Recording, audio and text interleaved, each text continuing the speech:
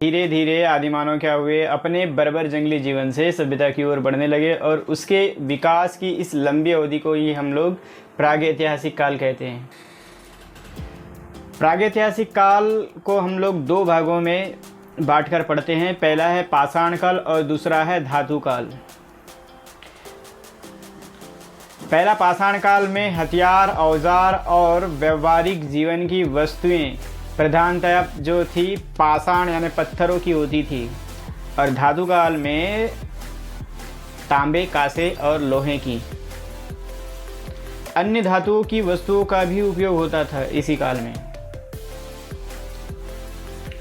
तो गाइस, हम लोग इसमें पाषाण काल के मानव जीवन के बारे में हम लोग चर्चा करेंगे।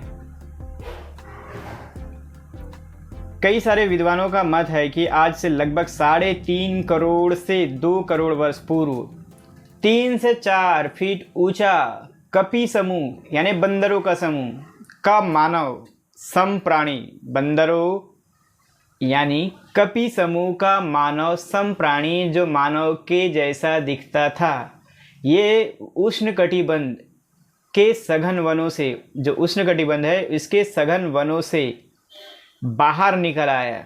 जैसे अभी जंगलों से शहरों की ओर बढ़ रहे हैं, वैसे पहले जंगलों वनों से ये लोग अब सघन वन से बाहर निकल के आए। वह सघन वनों में वृक्षों पर रहा करता था वो। फिर क्या हुआ, जलवायु परिवर्तन के कारण सघन वन अब छोटे और सीमित होते चले गए। जलवायु परिवर्तन हुआ और सघन वन क्या होने लगे, अब छोटे होने लगे, सीमित होने लगे। इसके साथ ही जो कपी समूह की संख्या जो है सघन वनों की क्षमता की तुलना में अब बढ़ती जा रही थी। अब इनकी जनसंख्या बढ़ती जा रही थी, इसीलिए कपी समूह सघन वन से अब मैदान की ओर बढ़े, जैसे अभी जंगलों से शहरों की ओर बढ़ रहे हैं, और बाद में आगे चलकर ये मैदानी जीवन के अनुकूल हो गए, मैदानी जीवन जीने लगे। मानव विकास का प्रारंभ जो है प्रमुखतया मैदान के जीवन के प्रति अनुकूल प्रक्रिया, जिसको हम लोग इंग्लिश में प्रोसेस ऑफ एडॉप्टेशन के रूप में हुआ। विद्वानों की धारणा है कि लगभग 40,000 वर्ष पहले आधुनिक मानव का विकास हुआ। तो गाइस, ये अफ्रीका के जंगल से धीरे धीरे बाहर आए। भारत में मानव सम प्राणी का जीवन, जो आदि मानव का जीवन लगभग 1 करोड़ 20 लाख से लेकर 90 लाख वर्ष तक पुराना माना जाता है। प्रागैतिहासिक युग में लगभग 10,000 वर्ष पूर्व या मानव भारत में विकसित दशा में था। इसका ज्वलंत प्रमाण में लाखों करोड़ों पाषाण उपकरण है, जो पूर्व में असम से लेकर पश्चिम में कच्छ यानी भुज तक और उत्तर में कश्मीर व पंजाब से लेकर दक्षिण में कावेरी की घाटी और डेल्टा में प्राप्त हुए हैं। अगर इस कालखंड के जो कंकाल अवशेष के अनुसंधान से इस युग के जीवन व सभ्यता पर और भी अधिक प्रकाश पड़ता है। यह जीवन पाषाण युगीन जीवन कहा गया है। इसी को हम लोग पाषाण काल युग जीवन कहते हैं। अगर भारत में पाषाणकालीन सभ्यता की खोज कैसे हुई, भारत में पाषाणकालीन सभ्यता की खोज, तो भारत में पाषाणकालीन सभ्यता की खोज सन 1863 से प्रारंभ हुई। कब से? 1863 से। तब से आज तक महाराष्ट्र में गोदावरी की सहायक नदी प्रवरा के तट के साथ साथ नेवासा में, आंध्र प्रदेश के गुदुलर और करीमपुड़ी में, तमिलनाडु में वादम, दुराई, अतीरपक्कम, मानोजन कारण और कर्नाटक में मालप्रभा और घाटप्रभा नदियों के आसपास के क्षेत्र में, राजस्थान में भीलवाड़ा के पास नागौर में, सोहन नदी की घाटी पंजाब में,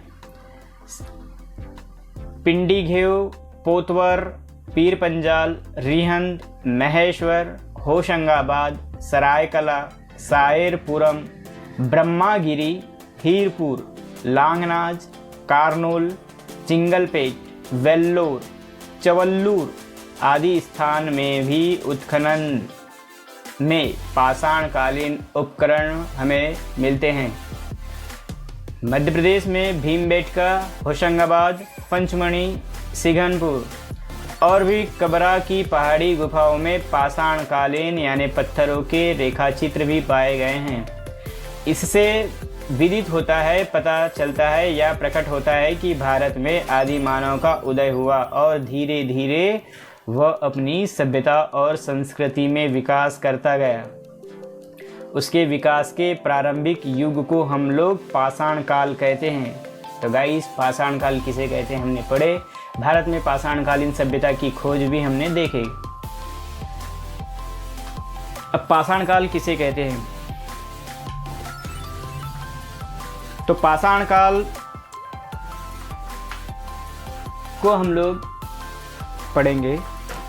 पहला पॉइंट है प्राचीन पाषाण काल का पूर्वार्ध, यानी प्राचीन पाषाण काल का पहले या प्राचीन पाषाण काल के पहले के बारे में हम लोग अध्ययन करेंगे। तो कुछ विद्वानों ने इसे लगभग 6 लाख वर्ष पूर्व से लेकर 50,000 वर्ष पूर्व तक इसका समय बताया है। इस युग में आदि मानव या जो आज का मानव है, जिसे हम लोग आद्य मानव था, इस युग में क्या था, आदि मानव था या आज का मानव था, आद्य मानव था। इस युग के मानव जो है हड्डियों और पत्थरों के अत्यंत सादे और भाड़े औजारों का उपयोग करते थे। इस युग के मानव क्या करते थे, हड्डियों, पत्थरों के अत्यंत सादे और भोड़े औजारों का भी उपयोग करते थे। इसलिए इसे पाषाण काल का पूर्वार्ध कहा जाता है, यानी पाषाण काल के पहले मानव इनका यूज करता था। इस काल में मानव जीवन जो है अत्यंत बर्बर था, जंगलों में ही भटकते थे। उसका असभ्य जीवन प्रकृति पर निर्भर था, यानी इनका जो जीवन था अब ये पूरा प्रकृति पर निर्भर था। अगर हम लोग प्राचीन पाषाण काल का पूर्वार्ध में इनका निवास स्थान की बात करें, आद्य मानव के निवास स्थान कैसा था प्राचीन पाषाण काल के पहले, तो इनके निवास स्थान के बारे में हम लोग इस युग में आदि मानव जंगली पशुओं के समान नंगी अवस्था में इधर उधर घूमते फिरते थे। इनका निवास स्थान कैसा था, पाषाण काल के पहले मानव जो थे, आदि मानव जंगली पशुओं के समान, जो जंगल में पशु हैं उनके समान नग्न अवस्था में, नंगे अवस्था में, नग्न अवस्था में इधर उधर घूमते फिरते थे और घने वृक्षों के नीचे, सघन वृक्षों के नीचे और पहाड़ी कंदराओं में रहा करते थे। ये लोग पहाड़ी कंदराओं में रहते थे। इनके नाखून बड़े बड़े और देह यानी शरीर पर लंबे बाल होते थे। इनके जो मस्तिष्क का अच्छा विकास नहीं हो पाया था, पर जब धीरे धीरे इनमें चेतना, मन, समय, बुद्धि, विवेक, साहस और चतुराई का विकास हुआ, तब ये झील, तालाब और नदी के निकट छोटे छोटे समूह में रहने लगे। वर्षा, धूप और ठंड से अपनी रक्षा के लिए ये गुफाओं में और नदियों और झीलों के कगारों में रहा करते थे। लोग खुले स्थानों में आग जलाकर उसके चारों ओर ये एकत्र होते थे। जहाँ खुला स्थान, उसमें ये लोग आग जलाकर उसके चारों ओर एकत्र होते थे। पाषाण काल में हमने देखा इनका निवास स्थान कैसा था। अब इनके भोजन सामग्री के बारे में हम लोग अध्ययन करेंगे। सेकंड पॉइंट है भोजन सामग्री। फर्स्ट पॉइंट देखे हमने पाषाण काल के पूर्वार्ध में, फर्स्ट पॉइंट निवास स्थान देखे। दूसरा है भोजन सामग्री। तो पाषाण काल के पूर्वार्ध में ये लोग वन के फल, फूल और कंदमूल तथा आखेट यानी शिकार में सरलता से मारे गए पशुओं के मांस और जो सरिताओं हैं वह झील है, इनके तटों पर पकड़ी गई मछलियों से अपनी पेट की पूर्ति, जिसे हम लोग उदर पूर्ति बोलते हैं, ये लोग करते थे। कृषि कर्म और पशुपालन के अभाव में, यानी कृषि नहीं था और पशुपालन भी नहीं थे, इसके अभाव में उनकी जो खाद्य सामग्री सीमित थी, बहुत कम थी। वे इस समय अग्नि से अपरिचित थे, इसलिए वे कच्चा मांस आदि ही खाते थे। प्राचीन पाषाण काल के पूर्वार्ध में थर्ड पॉइंट है औजार और हथियार। तो यह इस समय के मानव अपने आसपास हिंसक और शक्तिशाली पशुओं का शिकार करने और अपने दैनिक जीवन की वस्तुओं को काटने, तोड़ने, फोड़ने, चीरने, छीलने, खोदने, जोड़ने, छेद करने के लिए उस काल के मनुष्यों ने पत्थरों के हथियार और औजार बनाए, पाषाण के हथियार और औजार बनाए। आयुध का आविष्कार पाषाण काल के पूर्वार्ध की क्रांतिकारी घटना है। अगर हम लोग अभी आयुध का आविष्कार जो है ये पाषाण काल के पहले की क्रांतिकारी घटना है, यहीं से आयुध निर्माण का आविष्कार चालू होता है। ये औजार और हथियार कई प्रकार के, विविध प्रकार के थे, परंतु वे बड़े और बेडोल और अव्यवस्थित होते थे, क्योंकि इनके पास उतना ज्ञान नहीं था। इनके आयुध में, हथियारों में भाले, बर्छी और कुल्हाड़ी मुख्य था। अपने आयुधों से ये पशुओं को मारते थे और उनकी खाल और हड्डी निकालकर उनमें अपने वस्त्र और हथियार व औजार भी बनाते थे। अब हम इसके बारे में, नेक्स्ट पॉइंट है इनकी सामाजिक जीवन कैसे थी पाषाण काल के पहले। सामाजिक जीवन, तो गाइस ये जंगली पशुओं का शिकार यानी आखेट और मछलियों को मारना इनका प्रमुख धंधा था। तो इनके पास क्या काम था? एक तो जंगली पशुओं को मारते थे, शिकार करते थे, और मछली पकड़ना या मछली मारना इनका प्रमुख धंधा था, व्यवसाय था।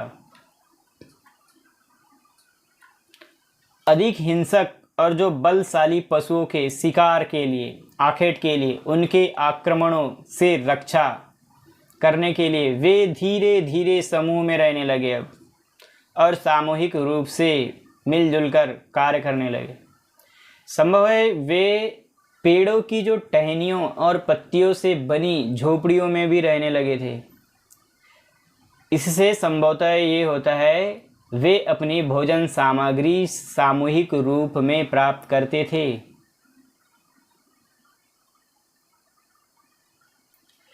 प्रारंभ में वे लोग नग्न अवस्था में, नंगे अवस्था में घूमते फिरते थे, परंतु धीरे धीरे उनमें अपने सामूहिक जीवन में लज्जा का अनुभव होने लगा, और जब लज्जा होने लगा तो वे वृक्ष की छाल, पत्ते और पशुओं की खाल से अपने शरीर को ढकने लगे।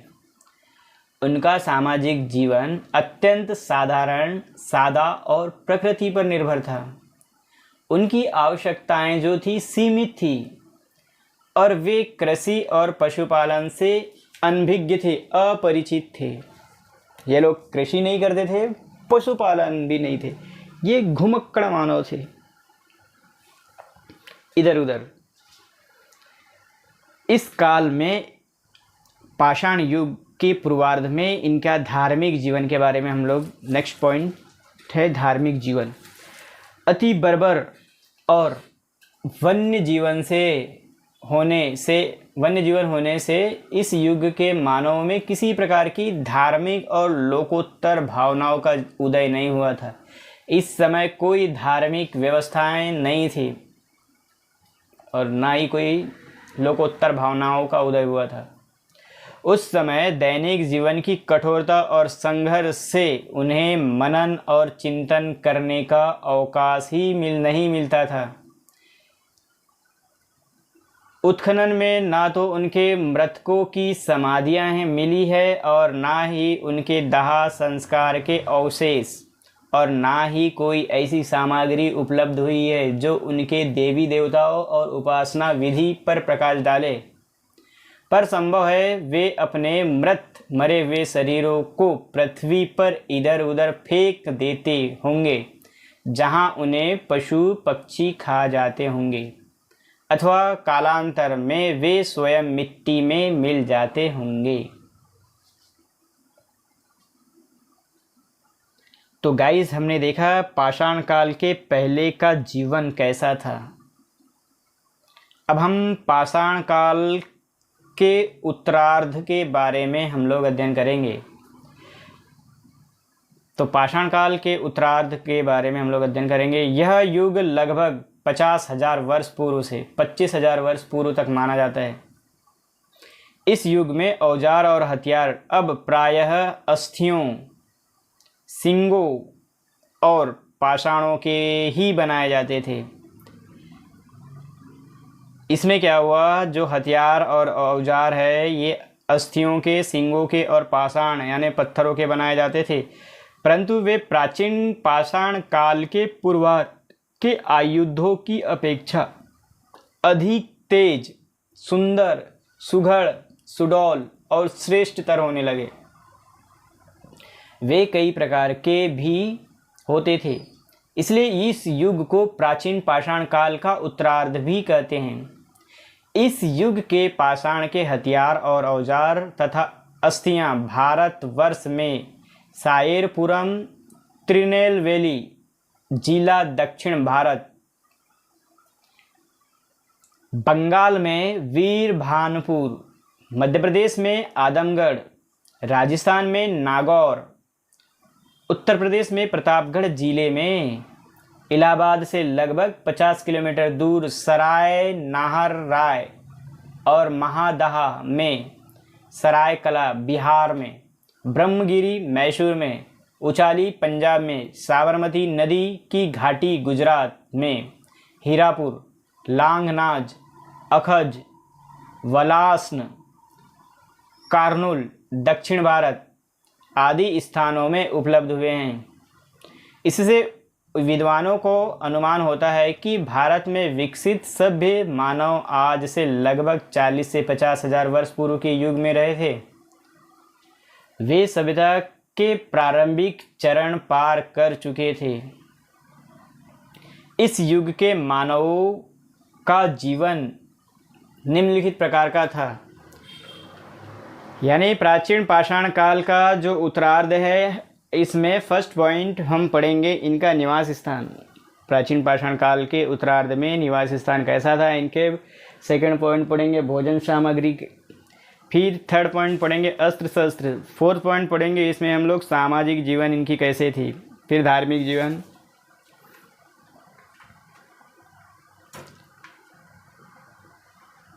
तो गाइज, प्राचीन पाषाण काल का जो उत्तरार्ध काल है उसमें इनका निवास स्थान प्राचीन पाषाण काल के उत्तरार्ध में मनुष्यों ने अपने जीवन में अधिक विकसित किया गया था।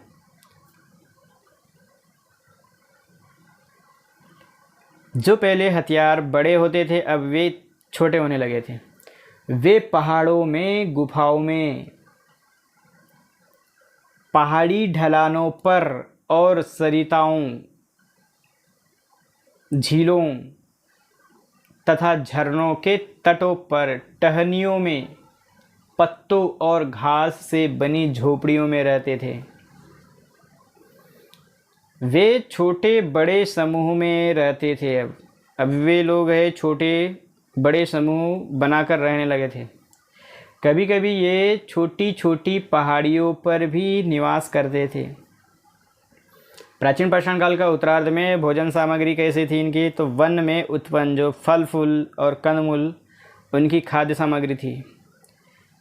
पर इसके अतिरिक्त ये लोग शिकार में मारे गए पशु पक्षियों के मांस और झीलों तथा नदियों के तटों पर जो पकड़ी गई मछलियाँ भी उनकी भोजन सामग्री थी। इस युग के मानव के पास अस्त्र शस्त्र, चकमक, क्वार्टजाइट तथा अन्य दूसरे प्रकार के पत्थरों जैसे जेस्पर है, फ्लिट, चर्ट, कार्नेलियन, कल्सेडोनी, जिसको हम लोग चलकोंडी वो भी बोलते हैं,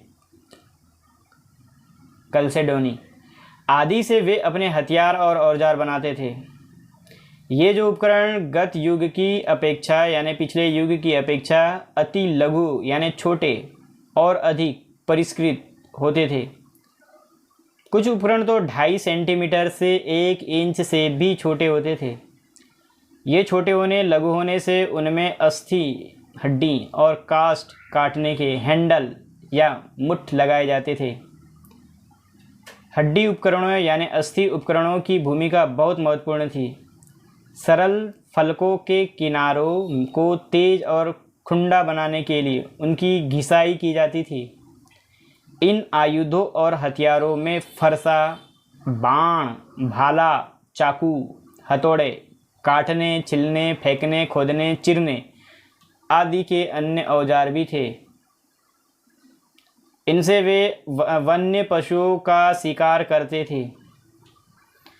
प्राचीन पाषाण काल के उत्तरार्ध में इनके सामाजिक जीवन इस युग के मानव कृषि और पशुपालन से अनभिज्ञ थे। ये कृषि और पशुपालन से परिचित नहीं थे, परंतु मछली, घड़ियाल, भैंस, गाय, घोड़ा, बैल, भेड़, कुत्ता आदि से ये परिचित हो रहे थे। शिकार ही उनका मुख्य व्यवसाय था। आखेट ही इनका प्रमुख व्यवसाय था। इसके पहले में आखेट और मछली पालन था। अब ये लोग पेड़ों की छालों, पत्तियों और आखेट शिकार में मारे गए पशुओं की खालों से अपने शरीर को ढक लेते थे। संभव है ये अग्नि से परिचित हो चले थे, यानी प्राचीन पाषाण काल का उत्तरार्ध में अग्नि से परिचित हो गए थे। वे सुरक्षित स्थानों में समूह में रहते थे। अभी जिन गुफाओं में ये रहते थे वहाँ उन्होंने अपने दैनिक जीवन की कुछ चित्र भी अंकित करे हैं। जैसे भित्तियों पर अंकित रेखा चित्र रहस्यपूर्ण है, रहस्यों से भरा पड़ा है। इनमें ये शिकारी यानी आखेट, पशु और मनुष्य के चित्र हैं। ऐसे चित्रों और आखेट से संभव हो वे अपना मनोरंजन करते होंगे। इससे पता चलता है कि वे लोग अपना मनोरंजन करते रहे होंगे। आखेट और संग्रह गतिविधियां इस युग के सामाजिक जीवन की मुख्य विशेषताएं रही हैं। प्राचीन पाषाण काल के उत्तरार्ध में धार्मिक जीवन तो गाइस दक्षिण भारत में कर्नूल की गुफाओं के चित्रों के परीक्षण से कुछ विद्वान अनुमान लगाते हैं कि इस युग में लोग जादू टोने जैसे कोई धार्मिक कृत्य करते रहे होंगे। रेखा और भित्ति चित्रों के अनुमान होता है कि ये समस्त चराचर पदार्थों में जीव की सत्ता मानते थे। ये लोग रेखा चित्र और भित्ति चित्रों से अनुमान होता है कि ये समस्त चराचर पदार्थों में जीव की सत्ता मानते थे। सर्वोच्च सत्ता की यह धारणा व विश्वास सरलतम, परिष्कृत एवं आदिम रूप में थी। संभव है कुछ गुफा चित्र उनके प्रारंभिक आध्यात्मिक संकेतक चिन्हों, उन्होंने जो शव को दफनाना प्रारंभ कर दिया था, क्योंकि उत्खनन में अनेक अस्थि पंजर उपलब्ध हुए हैं। मृत व्यक्ति को बैठी मुद्रा में अथवा लेटी हुई मुद्रा में भूमिस्थ कर दिया जाता था। कुछ शवों के शीर्ष पूर्व की ओर और कुछ के पश्चिम की ओर मिलते हैं। शीर्ष के समीप उनके प्रकार की पाषाण सामग्री और भोजन सामग्री रख दी जाती थी। कुछ स्थानों पर मानव अस्थि पंजर के समीप कुत्तों के अस्थि पंजर भी प्राप्त हुए हैं। संभव है मानव के इस प्राचीन सहचर का उस काल में कुछ धार्मिक महत्व रहा हो। अस्थि पंजरों, पाषाण सामग्री तथा भोजन सामग्री की उपलब्धता से काल प्रतीत होता है कि इस युग में मनुष्य ने अत्यंष्टि क्रिया से संबंध रखने वाली किसी अनुष्ठान मूलक विशिष्ट प्रणाली का विकास कर लिया हो। ये प्रमाण तथा उनके रेखा निर्मित रहस्यपूर्ण सांकेतिक चित्र से अनुमान लगाया जा सकता है। उनमें लोकोत्तर जीवन के विषय में किसी प्रकार के धार्मिक या आध्यात्मिक जीवन का बीजारोपण हुआ होगा। जीव या जीवनी शक्ति की सर्वव्यापकता में उनका विश्वास रहा हो। उपरोक्त वर्णन से प्रतीत होता है कि मानव अपने जीवन में प्रगति कर रहा था। वह विकासोन्मुख था, विकास की ओर था। वह सभ्यता की सीढ़ियां चढ़ रहा था। नवीन पाषाण काल में उसका विकास खूब हुआ। अपनी सभ्यता और संस्कृति में उसने द्रुत गति से अधिक प्रगति की। क्योंकि उसके मस्तिष्क का विकास हो गया था और उसमें नई तकनीकी विकसित कर लेने की क्षमता और सामर्थ्य आ गई थी। अब गाइस हम लोग इसके बाद नवीन पाषाण युग के बारे में अध्ययन करेंगे। तो गाइस हमने देखे प्राचीन पाषाण काल का पूर्वार्ध और प्राचीन पाषाण काल का उत्तरार्ध, यानी प्राचीन पाषाण काल के पहले का काल और प्राचीन पाषाण काल यानी मध्यकाल। अब हम लोग देखेंगे नवीन पाषाण युग में मनुष्य का जीवन यापन कैसा था।